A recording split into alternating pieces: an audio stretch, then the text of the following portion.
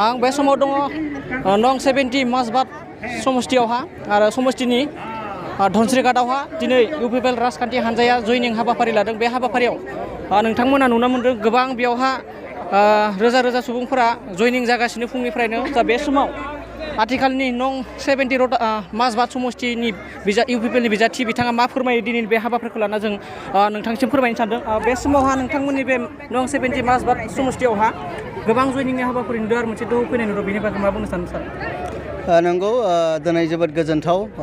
नोंथांमोना मिथिगौ थांनाय बोसोरसे जुजिनानै इउपिपिएल हान्जाया दिनै जोङो बिटिसिआवहाय सरकार दानो हाबाय आरो जों बिजेपिजों एलायन्स हिसाबै जों सरकाराव दङ आरो फैबाय थानाय नैबे जि आसामनि 15थि जि साधारन निर्बाचन बेयावबो जों इउपिपिएलआ गोबांथार एमएलए देरहानानै जोंनि जि सरकार बेयो मजबुत जागोन आरो मिरु लोगोसे जोंनि स्टेटआवबो इउपिपिएल आरो बिजेपिनि सरकारानो फैगोन, सरकार दानो हागोन बेखौ मिजिंथिदों आरो बे गासैबो बिथिंखौ नोजोर होनानै दिनै रायजो राजाया लोब इउपिपिएलआव फैदों आरो बेबायदिनो फैगोन आरो जों देरहासार जानो हागोन।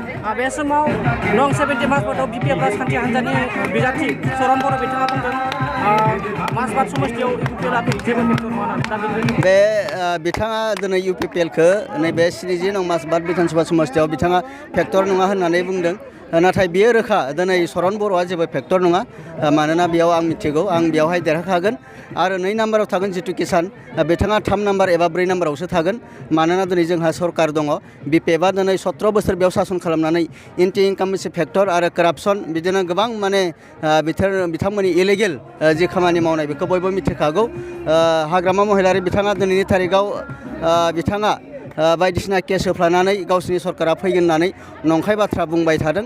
नाथाय रोखा जाखाबाय जों दिनै सरकाराव दङ आरो दिनै जोंहा चिफनिफ्राय लाना डिप्टि चिफ दिनै इएम एमसिएलए आरो जोंहा दिनै टिएलसिसि चेयारमेन गासैबो डेभेलपमेन्टआ 5 बोसोर जिहेतु जों खामानि मावसिगोन बे बिथिंखौ नोजोर होनानै बर'जों लोगोसे गुबुन माहारिफोरा दिनै इउपिपिएलआव लोब जइन जादों।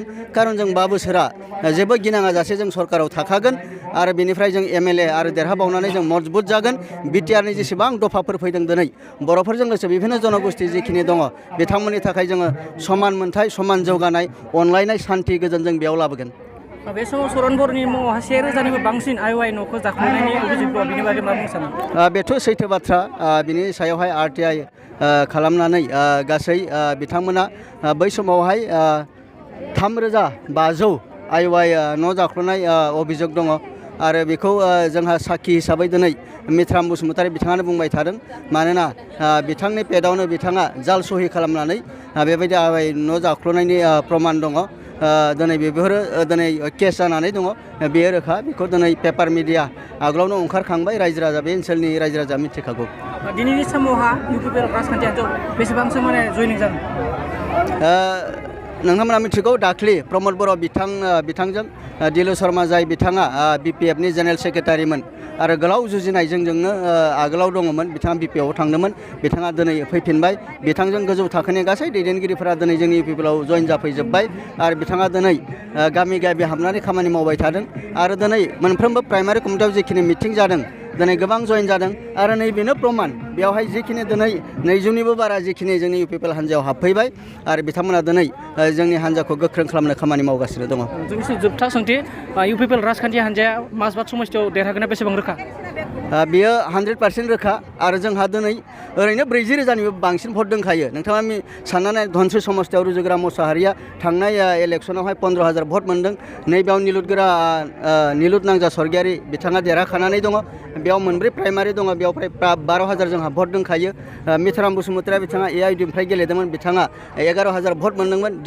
दीपक भराल बिथाङाबो पासनि सेरफांनिफ्राय फ्राय 10,000 भट मोनदोंमोन आरो दिनैनि तारिखआव आब' राजेस्वरिया बिथाङा बिजेपिनिफ्राय गेलेदोंमोन। बिथाङा दिनैनि तारिखआव बिथाङा बिजाथि नङा आरो बिथांनि जि 8,000 भट बे 4,000 फैखागोन।